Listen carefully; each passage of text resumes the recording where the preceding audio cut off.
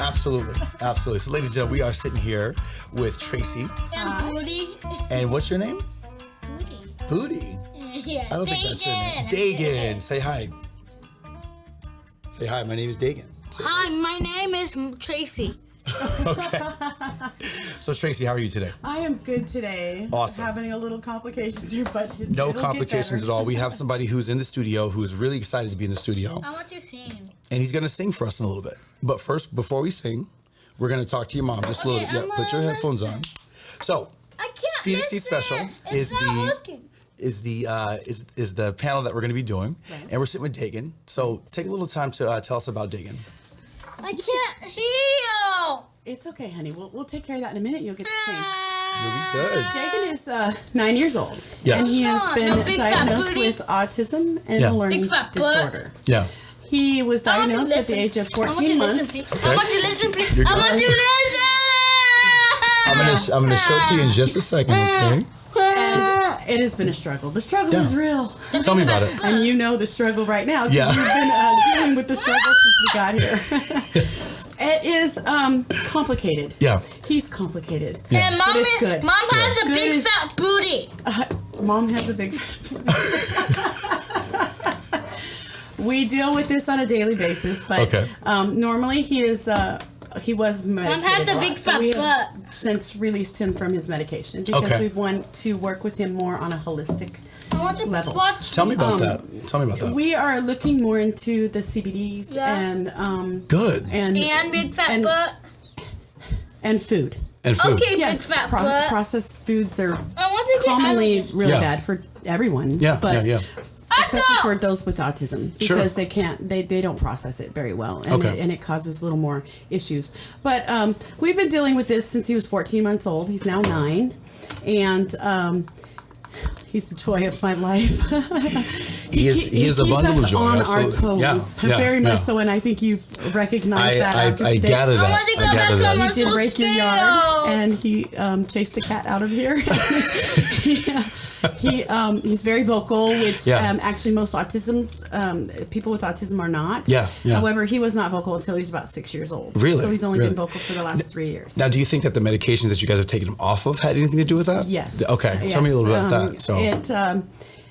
From what I'm understanding is that the medications was to help with his, because a lot of autistic children do have ADHD. Yes. And so they had him on a high dose of stuff because he was all over the place. Sure. And we've noticed since we've taken it off, he's all over the place again. But we're trying to work with that. Yeah. We would rather teach him how to control his own movements and his own outbursts and things like that, which is going to be complicated.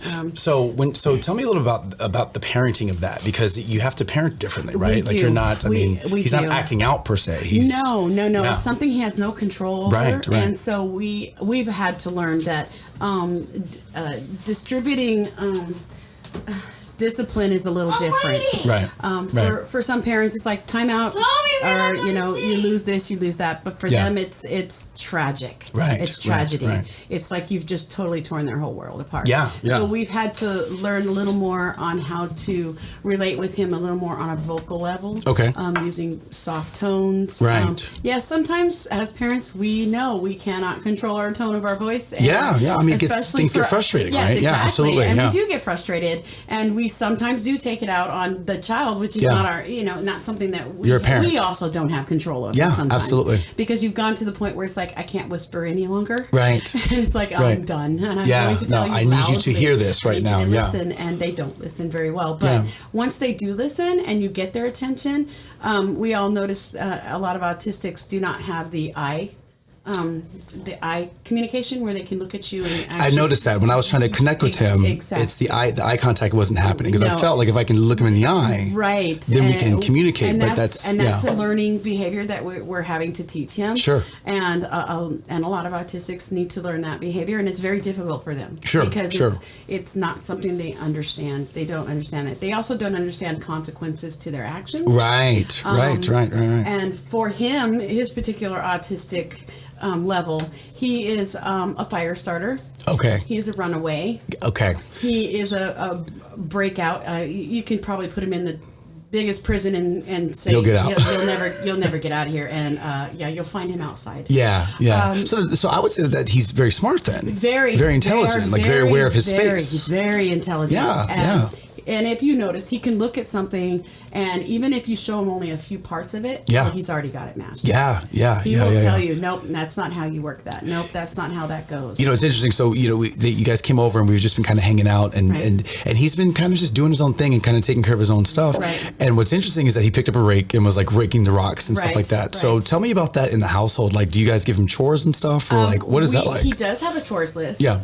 He knows what his chores list is. He has it memorized. Actually, okay, awesome. They're very good at memorizing things because that's the way that they function. That's the way they get through their structure, day. Right? Very structured. Right. He knows his time chart. He knows when things are supposed to happen. If his bus is even 1 minute late, he will lose it. We will have a meltdown. Really. So the buses are very, very, as much as possible on schedule, unless accidents, things happen. Wow. But we still have to deal with that.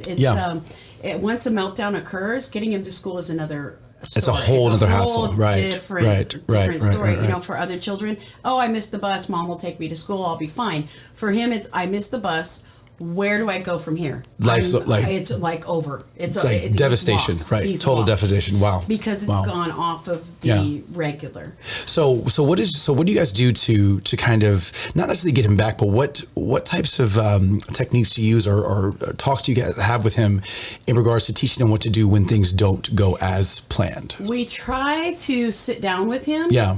That's another story. But we try to sit down with him and explain, hey, this is what happened. We're very honest. Right, yeah. I think you'd have to be. Yeah, we have to be very, very honest. We don't have time to sugarcoat stuff. Right. So, like, for instance, if the bus ran out of gas, we'll say, hey, someone made a mistake, didn't fill the bus this morning, so they had to get gas, and that now they're sending a different bus. And that is a whole other option that we're just we have to deal with. Yeah. Because they're so used to the same people, the same structure, the same seat, the same, everything is by number. Right. And autistic children really go by number. Everything's numbered. Everything is chronologically in order. Absolutely. And so for them to be out of order is as if, for instance, if they got sick and they missed a day of school.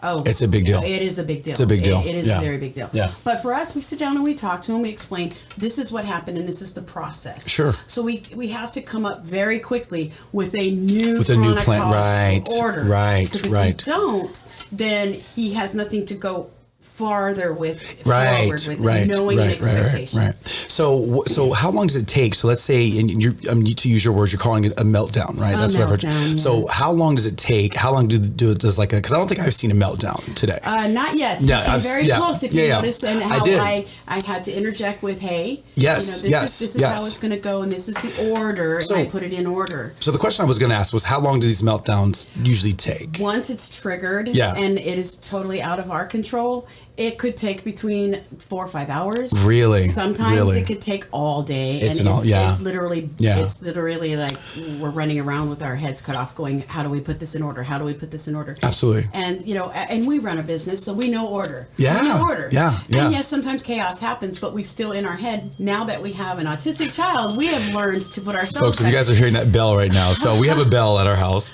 and he found that bell, and I think it's one of his favorite things. His very favorite things. I think he rang that bell the whole time waiting for you to come to the store. But so what I want to ask really quickly though is there's two more things I want to talk about, and then we'll let you guys get going here. Right. Is that what is it like to? I use the word discipline, but when you're out in public, what is that like when you know that hey, he's doing something? We need that to stop. Right. It's hard. It's very hard. Because I would imagine as a parent, there's a lot of anxiety you feel because you don't want to discipline your child in front of people and be judged by people. So just speak briefly on that. I'm going to be a little more honest please on that be honest. For me because I don't give a crap who judges me. And I hope that message like resonates because it's your child and you are raising a child. And I don't care what people see or what people hear because they don't know. They don't know. They don't know his life. Right. They don't know our life. And they don't know your each other's. there's our other siblings involved. Almost is. And there's other siblings involved who have we have to deal with it other ways. Right. And he's not just in the world by himself. Right. He's part of a family and of a community. And it's very, very important. Yeah. But I learned that very early on as a young mom of an autistic child. Well, I'm an old mom, but a young mom of an autistic child. Never having to deal with this before. I learned straight away, don't give a crap what anybody else thinks or says. And if they have anything to say it to my face, and I will tell you flat out, it's none of your business. It's none of your business, right. All right, Traci, so last couple of words. What would... Dagan, now he's in front of the camera. Come on over here. He's going to do his dance. So in a couple of words, like what is something that you could say to parents out there who maybe just had a special needs kid and they're wondering what they're going to do with the rest of their lives? That's a microphone, buddy. First thing is always... You can sing into that. I know that your child will come first, and we know that because children always come first. That child will always come first. However, don't forget about yourself.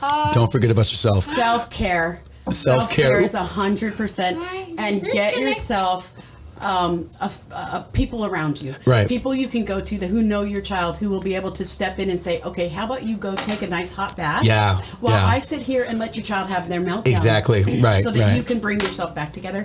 Also, advocacy. Yeah. Seek advocate help. Yeah. Don't do it alone. Never do it alone, because I did it alone. Yeah. And I'm now turning into an advocate myself. I'm going to become a parent advocate for autistic children and families. And I think that doing it alone is harder than you think. This? You think you can do it. That's a vacuum cleaner, my friend. And you can you can write it out on paper and you can put it in your own chronological order. Right. It never works as best as you can. So it's better to find and seek others that are in your same position, that you all can work together and collaborate. It takes a community, folks. It does, seriously, especially with autism and other special needs. Absolutely. Completely around the board. Folks, Phoenix Needs Special is happening January 30th. Traci, thank you so much for joining us in the studio today. Dagan's going to sing for us, ladies and gentlemen. All right, Dagan, this is your moment. It's time you sing. This is your moment. Are you ready, Dagan? He's vacuuming the floor for you. You're going to have a very clean house. Dagan, did you want to sing? Dagan, would you like to sing? Come sing. Here, I'll put the earphones. There you go. You got to sing us a song. I'll take that. Okay, we're not going to do this while we sing, because that'll make too much noise. So here's the microphone. You ready? So sing us a song. Sing us a song. Don't touch it. La la la la la. Are you going to sing a Christmas song? Are you going to sing a Christmas song? Do it on YouTube. Jingle bells. Do it on YouTube. No, we're not going to turn YouTube on right now. Just sing Jingle Bells. Jingle bell, jingle all the way. When we're flying it away. Hey! All right, we're done now. Thank you guys so much. Phoenix Panel Project is on Facebook. Thank you guys so much. For more information on Phoenix Needs Special, to reserve tickets, or to hear testimonials from other panelists and experts, please visit ybspros.com. The Phoenix Needs Special panel discussion takes place on January 30th at the Haleo Basin Brewing Company. Don't forget to join the discussion by joining the Phoenix Panel Project group on Facebook and subscribing to the Phoenix Panel Project podcast.